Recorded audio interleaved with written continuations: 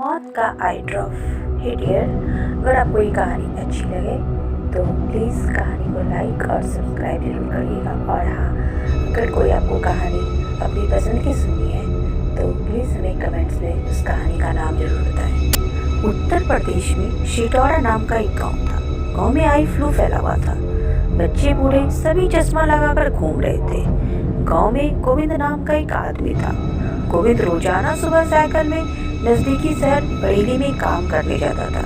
एक दिन गोविंद जब काम करने के लिए निकलने वाला था तभी उसकी पत्नी रेखा ने कहा, आज आप लौटते समय मेडिकल से कोई अच्छा सा आई ड्रॉप ले आइएगा, मेरी आंखों में दर्द हो रहा है। तभी गोविंद कहता है, इतने दिनों से कह रहा हूँ चश्मा लगाकर बाहर निकला करो, अब दवा का खर्च बढ़ेगा या नहीं। तभी गोविंद की पत्नी कहती है, हीरोइनों की तरह चश्मा कौन पहना है, गांव के आदमी मुझे भी घूरेंगे और दूसरे लड़कियों को भी। गोविंद कहता है, बीमारी के समय शर्म में ना पड़ो, ज़्यादा दिक्कत बढ़ गई ना तो आंखों के डॉक्टर के पास जाना पड़ेगा। अच्छे डॉक्टर की फीस पता है 500 रुपये से कम नहीं है। तभी गोविंद की पत्नी कहती है, उसकी जरूरत नहीं पड़ेगी, गांव के सारे लोग सस्ते आई ड्रॉप डालकर काम चला रहे हैं और तुम भी चश्मा लगाकर ज़्यादा शाहरुख खान मत बना करो, खट्टारा साइकिल से चश्मा लगाकर जाते हो, अरे कम से कम एक मोटरसाइकिल तो खरीद लो। गोविंद रात में आई ड्रॉप लेकर लौटा। ये लो, आज रात सोने से पहले आंखों में ड्रॉप डालना मत भूलना। ऐसे खाने में क्या बनाया है? तभी पूनम कहती, रेखा और गीता लाला राम के यहाँ से लस्सी पी कर आई है और साथ में दही लेकर आई है कढ़ी बनाने के लिए, तो मैंने कढ़ी और चावल बना दिया। इन लड़कियों का तो दिमाग खराब हो गया है, बरसात के मौसम में लस्सी पी रही, कहाँ है दोनों? पूनम कहती है, तुम ही ने बिगाड़ा है इन दोनों को, अरे आज तो दोनों चश्मा लगाकर भूतिया फिल्म देखने गई हैं। गोविंद कहता, आने दो उन दोनों को, आज उसकी खबर लेता हूँ। पूनम खाना खाने के बाद आंखों में आई ड्रॉप डाला, फिर उसे नींद आ गई। रात के 2 बजे के करीब उसकी आंखें खुली तो ये आंखें सुर्ख लाल थी। वो रसोई में पानी पीने गई। उसने देखा 2 चुड़ैलें कढ़ाई चाट रही है। चुड़ैल कहती हुए, कढ़ाई में अगर पकौड़ियों की जगह हड्डियाँ डाली जाती तो मजा ही आ जाता। इतना कहकर वो दोनों चुड़ैलें जोर जोर से हंसने लगी। पूनम चुड़ैल चुड़ैल कहती हुई वहाँ से दौड़ती हुई भागी। गोविंद आंगन में सोता था। वह उठ बैठा।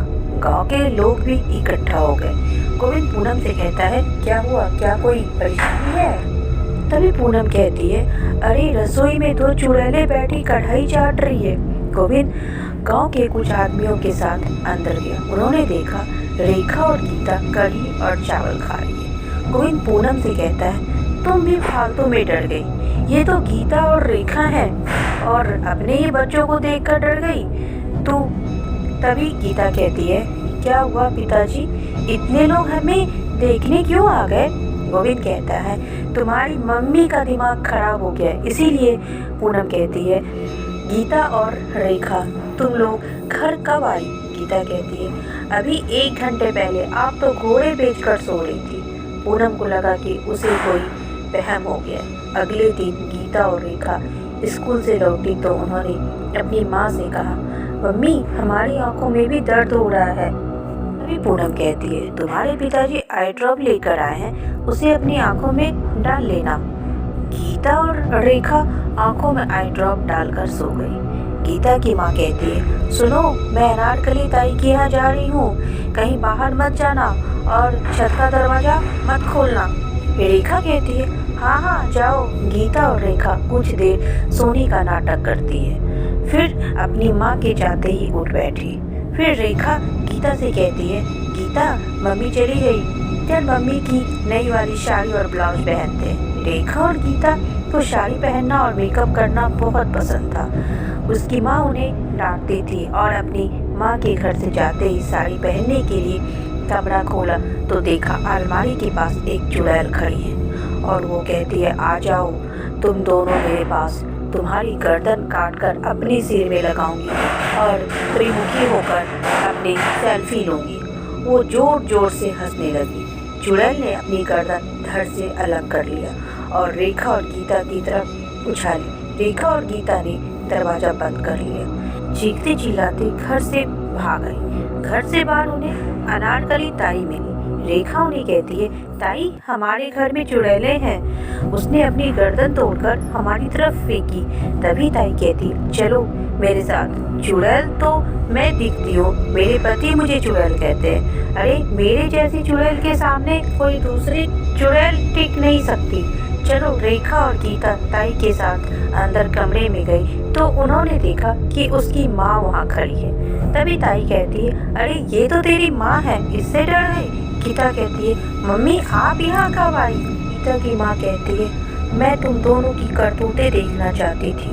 मुझे पता चला है कि मेरे जाने के बाद तुम दोनों मेरे कपड़े पहनकर एक दूसरे की फोटो खींचते हो, इसलिए मैं इस कमरे में छुपकर खड़ी हो गई।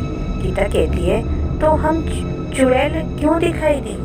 तभी उनकी माँ कहती है, मैंने तुम दोनों को रंगे हाथे जो पकड़ लिया, इसीलिए तो मैं तुम दोनों को चुड़ैल दिखाई पड़ूंगी ना। नहीं कहती है, अरे इन दोनों को बाद में डांट लेना, अभी मेरे साथ मेरे घर चलो। अरे ढोलक ऐसे ही खाली पड़ी है, कोई गीत गाने नहीं आया अभी तक, सब घरों में सो रहे हैं। पूनम और ताई के घर के जाने के बाद गोविंद घर आया। तब रेखा कहती है, पापा आज आप बहुत जल्दी घर आ गए। गोविंद कहता, हाँ आज काम खत्म हो गया। खाना बचा है या नहीं? गीता रेखा से कहती है, रेखा खिचड़ी ले आ, पापा आज हमें चुड़ैल दिखाई दी थी। गोविंद कहता है, माँ बेटी का दिमाग खराब हो गया है, कल पूनम को चुड़ैल दिखाई दी और आज तुम दोनों को दिखाई दी। ज़्यादा भूतों वाली फिल्में देखोगे तो क्या होगा? आज से तुम दोनों का सिनेमा देखने जाना बिल्कुल बंद। मैं जो आई ड्रॉप लेकर आया था ले आओ, तुम लोगों के वजह से मेरी आंखों में भी इन्फेक्शन हो गया। रेखा कहती है, आज मैंने डिब्बी खोलकर देखी तो आई ड्रॉप खत्म होने वाला था। गोविंद कहता है, तुम तीनों आई ड्रॉप आंखों में डालते हो या पीते हो? इतनी जल्दी कैसे खत्म हो गया? रात में सोते समय ही डालना ठीक रहेगा। उस रात गोविंद ने भी आई ड्रॉप डाला और सो गया। कुछ देर बाद गोविंद को भी महसूस हुआ कि दोनों तरफ से उनकी कानों में कोई कुछ डाल रहा है। गोविंद की आंखें खुली तो उसने देखा कि दो चुड़ैलें उनके दोनों कानों में रुई डाल रही है और कहती है, लेटे रहो, आज हम आपके कान के पर्दे पूरी तरह से ही साफ कर देंगे। और जोर जोर से हंसने लगी। गोविंद खटिया से उठकर घर के अंदर भागा और गोविंद चिल्लाता हुआ अपनी पत्नी पूनम को आवाज देता है। जब गोविंद अंदर पहुंचा तो देखा अंदर एक चुड़ैल थी। वो कहती है, आजा मेरे खशम। गोविंद कहता है, हे भगवान ये सब क्या हो रहा है? गोविंद फिर वहां से भागा और अनारकली के घर पहुंचा और वह अनारकली से कहता है, भाभी मेरे घर मेरी पत्नी और मेरी दोनों बेटियां गायब है, घर में चुड़ैल ही चुड़ैल दिखाई दे रही है। ताई कहती है, चलो मैं तुम्हारे साथ चलती हूँ। आज दिन में कोई चुड़ैल मुझे दिखाई नहीं दी, अब रात में ही दिख जाए। गोविंद अनारकली के साथ घर पहुंचा तो उसने देखा कि पूनम और गीता रेखा उनका इंतजार कर रहे हैं। पूनम कहती है, अरे कहाँ चले गए थे रात में उठकर? गोविंद कहता है, दो चुड़ैलें मेरे कान में रुई की बत्ती डाल रही थी। तुम जिस खटिया पे सोई थी वहाँ भी कोई एक चुड़ैल थी। ये दोनों आपकी बेटियां ही आपके दोनों कानों में रुई डाल रही थी, आपको परेशान कर रही थी और खटिया पर मैं थी। तभी रेखा कहती है, पिताजी ये चुड़ैलों का झंझट उस दिन से शुरू हुआ है जिस दिन से आई ड्रॉप डाला तो उन्होंने चुड़ैल दिखाई दिया, फिर हमने डाला तो हमें भी चुड़ैल दिखाई दिया और फिर आज आपने डाला तो आज आपको भी दिखाई दिया। आई ड्रॉप के बारे में पता कीजिए पापा। गोविंद वो आई ड्रॉप बरेली के एक मेडिकल स्टोर से लाया था। बरेली में राकेश नाम का एक डीलर रहता था जो बेंगलुरु से दवाई खरीदता था। राकेश के घर में उनकी पत्नी और उनकी बूढ़ी माँ थी। राकेश की पत्नी अपनी सास से कहती, माँ जी आप जमीन पे क्यों बैठी हैं? यहाँ टेबल पर बैठकर खाना क्यों नहीं खाती हैं? तभी सास कहती है, पालथी मारकर धरती पर खाना खाने का मजा ही कुछ और है, बैठकर तुम खाओ यही अंग्रेजों की तरह। तभी राकेश कहता है, बत्तीसी आपके कमरे में रखी हुई है मेज पर, जाकर देख लीजिएगा और हाँ कोई ठंडी चीज मत खाइएगा। एक नई आई ड्रॉप भी रखी है। खाना खाने के बाद राकेश की माँ अपने कमरे में गई और कहती है, जब सारे लोग सो जाएंगे तो मैं बत्तीसी पहनूंगी और फ्रिज से आइसक्रीम निकाल कर खाऊंगी। नई बत्तीसी का उद्घाटन मीठी चीज से तो होना ही चाहिए। फिलहाल आंखों में दवाई डाल लेती हूँ। राकेश की माँ कुछ देर सो गई। फिर वो 2 घंटे बाद उठी तो उसने देखा उसके सामने एक चुड़ैल है। वो जोर जोर से हंसते हुए कहती है, बुढ़िया मेरी बत्तीसी लगा ले, फिर आइसक्रीम तो क्या हड्डियां भी चबा कर खा जाओगी। राकेश की माँ डर की मारे चुड़ैल चुड़ैल कहकर चिल्लाने लगी, कोई है बचाओ मुझे। तभी राकेश और उसकी पत्नी वहाँ आ जाते हैं। वो कहता है, क्या हुआ माँ? तभी राकेश की पत्नी कहती है, मैं यहाँ इनके पैर दबाने के लिए बैठी ही थी कि तभी ये चुड़ैल चुड़ैल कहकर चिल्ला रही थी। राकेश की माँ कहती है, लेकिन मुझे तो चुड़ैल दिखाई दे रही थी। राकेश की पत्नी कहती है, इनकी आंखें चेक करवाइए, आजकल इनको कुछ भी दिखाई नहीं देता। राकेश की माँ कहती है, मुझे सब कुछ साफ साफ दिखाई देता है, आज मैंने आई ड्रॉप भी डाला था। राकेश कहता है, कोई सपना आ गया होगा, जाकर सो जाइए। उधर उस गोविंद मेडिकल पहुंचा जहां से उसने आई ड्रॉप खरीदी थी। गोविंद कहता है, अरे भाई साहब, इस आई ड्रॉप को डालने के बाद घर में चुड़ैलें दिखाई देती है। मेडिकल वाला बोला, क्या तुम्हारे साथ भी ऐसा हुआ है? तभी गोविंद कहता है, मतलब दूसरे लोगों के साथ भी ऐसा हुआ है क्या? हाँ, मेरे पास 2 लोगों की शिकायतें और आई है। आज मैं इस डीलर को फ़ोन करूँगा जो कि दवाई पहुँचाता है। मेडिकल वाले ने राकेश को तुरंत फ़ोन करके सारी बातें बताई। राकेश कहता है, अगर ऐसा है तो मैं खुद आई ड्रॉप डालकर सो जाऊंगा। मेडिकल वाला कहता है, अरे नहीं भाई, ऐसा रिस्क मत लेना। राकेश कहता है, रिस्क की क्या बात है, जो होगा देखा जाएगा, कम से कम सच्चाई का तो पता चले। राकेश रात को आई ड्रॉप डालकर सो गया। तभी वो चुड़ैलें कहती है, आजा मेरे सैया जी कहकर जोर जोर से हंसने लगी। राकेश पूरी तरह से डर गया, लेकिन उसने किसी तरह चुड़ैल से बात करने की हिम्मत जुटाई। कौन हो तुम और मेरे घर में क्या कर रही हो?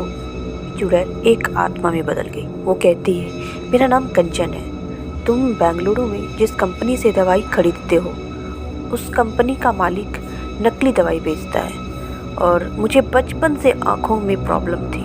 जब मैंने अपनी जॉब शुरू की तो लगातार कंप्यूटर पर काम करने की वजह से मेरी परेशानी और भी बढ़ गई। मेरी आँखों का ऑपरेशन हुआ और डॉक्टर ने आई फार्मा कंपनी का ये ड्रॉप मुझे डालने के लिए दिया। इससे मेरी आँखें हमेशा के लिए ख़राब हो गई। सदमा ना झेल पाने की वजह से मैंने आत्महत्या कर ली।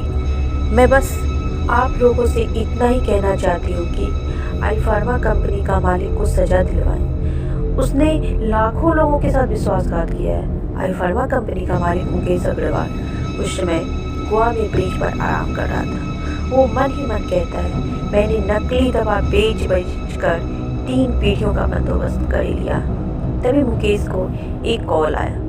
उसके कर्मचारी ने बताया कि उसके ऊपर कुछ लोगों ने केस कर दिया है। मुकेश पर मुकदमा चला और 10 साल की सजा हुई। तब जाकर कंचन की आत्मा को शांति मिली।